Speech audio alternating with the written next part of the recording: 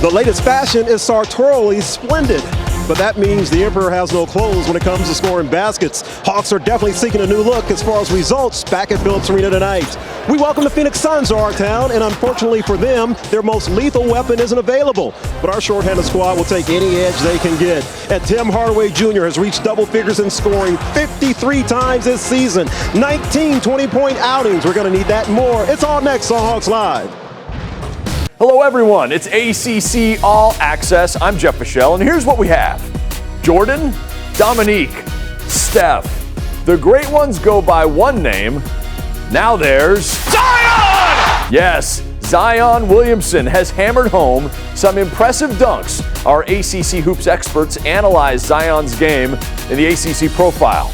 Plus, we go back in the Wayback Machine to dial long distance. And the Pack and the Heels met twice on the hardwood with one team singing the blues. So let's get started. ACC All Access starts right now. Yesterday in Chestnut Hill, the Notre Dame Fighting Irish were golden again, sweeping the golds in individual competition while regaining top spot on the podium in the battle for men's team supremacy. Today, the men's individual competition takes center stage while the Notre Dame women looks to add to the Irish's gold medal haul. Day 2 of the ACC Fencing Championship starts right now. On the Atlantic side, follow the Tiger Paws to Charlotte. For the 4th year in a row, the Clemson Tigers are Atlantic Division champions. As for the Coastal, turn your attention to the Steel City. With a win Saturday, Pitt will be it. Head coach Pat Narduzzi stops by to talk about the Panthers' success. College hoops has tipped off, and the freshman class at Duke has reached rock star status. Wes Durham and the G-Man discuss their impact. And we catch up with a pair of Carolina stars from the past. So let's get started. ACC All Access starts right now.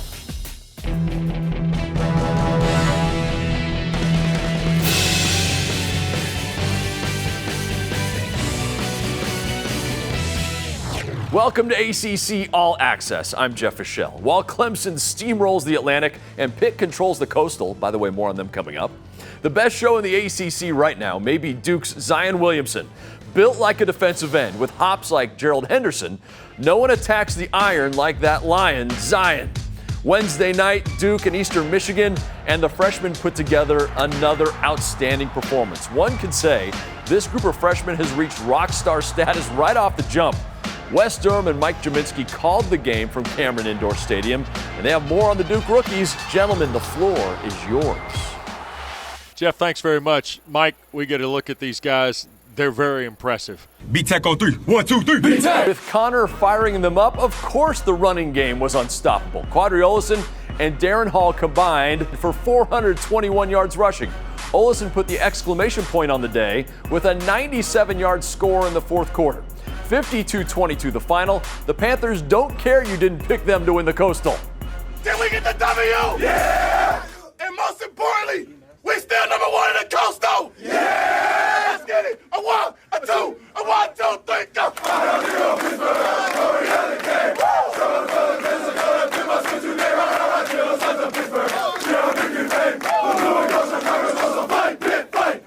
Joining me now, the head coach of the Pitt Panthers, Pat Narduzzi. Okay, Pat, first, your 2-3 September is so far in the rearview mirror, it probably feels like it was a different season. What has changed since then for this team?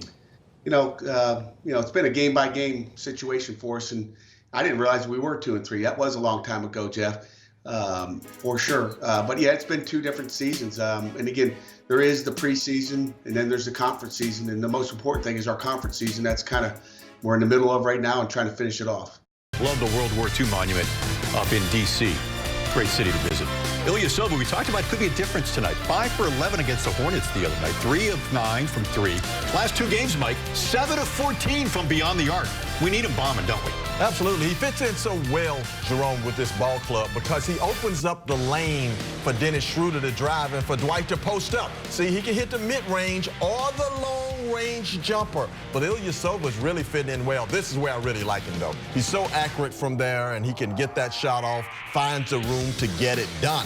learning also how to play with Dwight inside. Look at the nice passes. You do that right there, Ilyasova, and you'll make the interior game and the exterior game very effective tonight. And boy, do we need it to be effective. Let's find out exactly what we need, and let's get right to your keys to the game tonight, Mike. Okay, thanks very much, Jerome. I'm going to start with defending Otto Porter. We haven't talked about him. Tremendous three-point shooter. Shoots almost 45% from the three-point line. Second in the NBA. I won't mention that Kyle Korver's number one.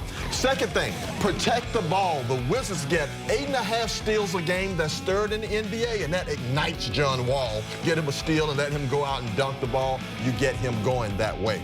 The third thing is transition defense. The Wizards average 18 points on fast break points. That leads the Eastern Conference. You've got to get back, take away those easy points and those energy points, and you have a good chance of getting a win in the nation's capital.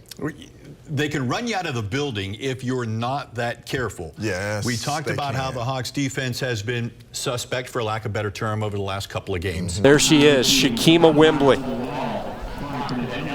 Two-time ACC champion in this event. Talked about her last night, looking to wrap up her fourth 200-meter ACC championship. She is the record holder in this event in the conference. Well, you know, it's going to be sad times for her on Sunday, as well as her coach and team. She's just meant so much to this Miami team over the last 4 years, and I guarantee you she's been looking at the SEC results. I guarantee you she got a chance to see what Brittany Ellis did in the heat before that. Tiana Patillo, NC State. Sierra Dunston, North Carolina. Malaysia George, the redshirt junior from Clemson. Cheyenne Trigg on the outside from Syracuse. Wembley early, out to a big lead. Well, what I love most about Shaquima Wembley is she attacks the race. She attacks the 200. She attacks the 400. She's a great chaser in that 4x400 relay. We will see her on a U.S. Olympic 4x400 meter team at minimum, maybe in the open 400, but she does a great job of challenging herself each time out on the track. And her coach said she ran a couple of 400s this spring, but they were bad weather, and she didn't run that great. So this really is a first opportunity in good conditions to run extremely fast. Wembley approaching the finish line. Shaquima Wembley at 51.75. North Carolina's Dunston finishes second. Miami blazing right now in the 400 meters. Well, her best outdoor run of the year so far, and I guarantee you she had it in her head a little bit. Man, I can't let that sophomore run faster than me. But just so in control. And when you look at her, say, what separates her from the rest of the field? Well, she's just got great size. She's so well balanced. She's just perfectly built for the 400 meters. First it was Brittany Ellis, and now Shaquima Wembley, 51.75. Your Heat 4 winner for the Canes. Sierra Dunston, North Carolina, in that number 2 spot, clocked in at 53.69. Well, we're not done with Miami. Shaquima Wembley standing by with Melanie Newman. Shaquima, dominant is not only today's performance, but your career. Your last season here in Miami, what are you leaving behind for this team? I just want them to know that they can accomplish anything. As a leader of the team, I just preach to my teammates hard work, to stay dedicated, and that they can reach their goals. Well, you've certainly embodied that, Shaquima. Go catch your breath. As we said, playing longer today, they're not getting as big of bounces off the hills, but you can sort of hit it almost anywhere off the tee. If you hit it right, it bounces left. You hit it left, it bounces right. Everything funnels down. And even off the cart path, you can even get it to funnel down right to the middle of the fairway. Well, taking a closer look now at 17, the par 4 358-yarder. Is a dogleg left par 4 measuring 358 yards. The landing area has severe slopes on both the right and left side that funnel the tee shots back to the middle. Therefore, the players may find themselves in a divot. Players are left with a short iron or wedge to the green that has a large drop-off off the right side. Expect to see the players use the slope on the left side of the green to bank their shots and get close to the hole location.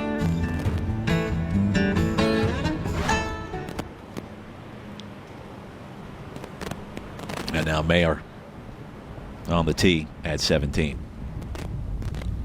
Her best finish this year, a second in the Minnesota Invitational.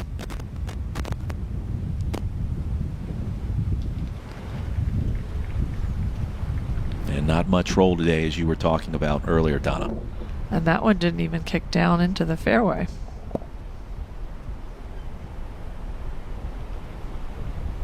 Now, quite a week for all of these golfers dealing with the weather.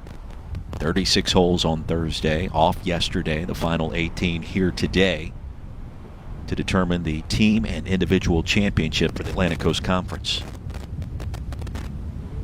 And a beautiful look here back towards the green.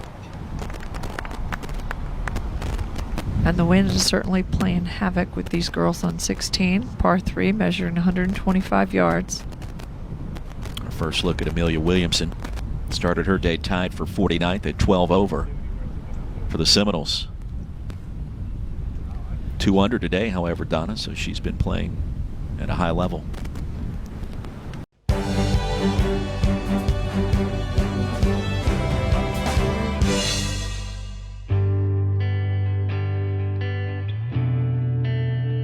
Clayton Schmidt thought at age 21 he was bulletproof. I was fortunate enough to be on Team USA, be an All-American, be a guy that was going to be a top draft pick out of high school, and I had all those fortunate things, and I thought that I was in extremely good shape and good health. Life was good for Schmidt until one day while taking a shower, he noticed a lump on his neck. I went and talked to my parents and stuff and was like, hey, I got like a lump here. And so they told me to go to the trainer. I went to the trainer, got it checked and stuff, and they gave me some medicine and stuff, and so I thought it went away. A few months later, that lump in his neck had returned. A biopsy was inconclusive. More tests were needed. In the meantime, Schmidt joined the Tigers at the Fullerton, California Regional. 2 days later, after we returned from the regional, we got the call and found out that it was cancer.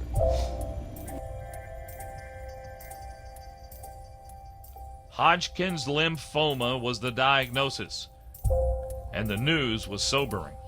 I hear it, and I'm like, the first thought runs in my mind, okay, is it treatable? Second thought goes, all right, it's treatable. Will I be able to play baseball again? Like, come on. Like, I'm 21 years old. Like, you're telling me I have to go through chemo and radiation as a 21-year-old? It was such an emotional time, and I just remember I gave myself 10 minutes and I just bawled my eyes out. After those 10 minutes, it was like, okay, why not me? Why can't I be the person that shows the world, hey, you can get diagnosed with this, and in 6 months you can be right back. So the mission began. What followed was an avalanche of encouraging texts and tweets from friends, family, strangers, and even Gamecocks. And on the day Clayton Schmidt began his chemo treatments, came this. All of a sudden I hear Clayton Schmidt has been picked in the 32nd round by the Boston Red Sox. And I go, is this like a typo? Like, did this guy mess up? Holy crap, I just got drafted.